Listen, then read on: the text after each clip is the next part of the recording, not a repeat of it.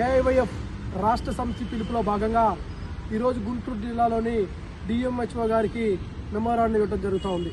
ఆ మెమోరాండం యొక్క సారాంశం ఏంటంటే, ఈ గుంటూరు జిల్లాలో ఉన్న మెడికల్ షాపులు రోజు రోజుకి పుట్టగొడుగులాగా వెలుస్తున్నాయలే కానీ మెడికల్ షాపుకు సంబంధించిన చదివిన సిబ్బంది ఏమి లేకుండా కడుపులు నొప్పుకొని వెళ్తే కాలు నొప్పికి ట్యాబ్లెట్లు ఇచ్చే పరిస్థితి ఇప్పుడు గుంటూరు నగరంలో ఉన్న మెడికల్ షాపుల పరిస్థితి ఉంటా ఉంది.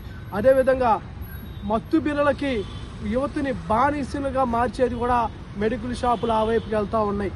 ప్రిస్క్రిప్షన్ లేకుండా ఒక సైకాట్రిస్ట్ అనే డాక్టర్ రాసే ట్యాబ్లెట్లు ఆయన రాయకపోయినా సరే దాన్ని సృష్టించి మెడికల్ షాపుల్లోకి వెళ్ళి తీసుకొని వచ్చి మత్తు బిళ్ళలు మింగి మత్తులో మునిగి తేలుతూ ఉన్నారు.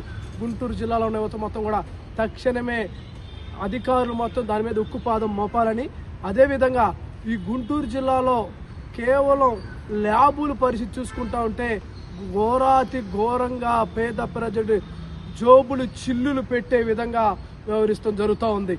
ప్రతి ల్యాబులో ఈ టెస్టుకి ఇంత అని ఖచ్చితంగా ల్యాబ్కు సంబంధించి చేయాల్సిన పరిస్థితి ఉంటే అవి ఏమీ లేకుండా వాళ్ళ ఇష్టాచారంగా వాళ్ళ ఇష్టం వచ్చినంత ఫీజులు వసూలు చేసింది కాకుండా వసూలు చేసిన దానికి బిల్లు కూడా ఇవ్వని పరిస్థితి గుంటూరు జిల్లాలో ఉన్న ల్యాబుల పరిస్థితి ఏర్పడుతూ ఉంది. తక్షణమే మెడికల్ సంబంధించిన అధికారులు వాటి మీద ప్రత్యేక నిఘా పెట్టి వాళ్ళ మీద సరైన అదుపులోకి తీసుకోవాలని అఖిల భారతీయ జన సమాఖ్యగా మేము తెలియజేస్తా ఉన్నాం.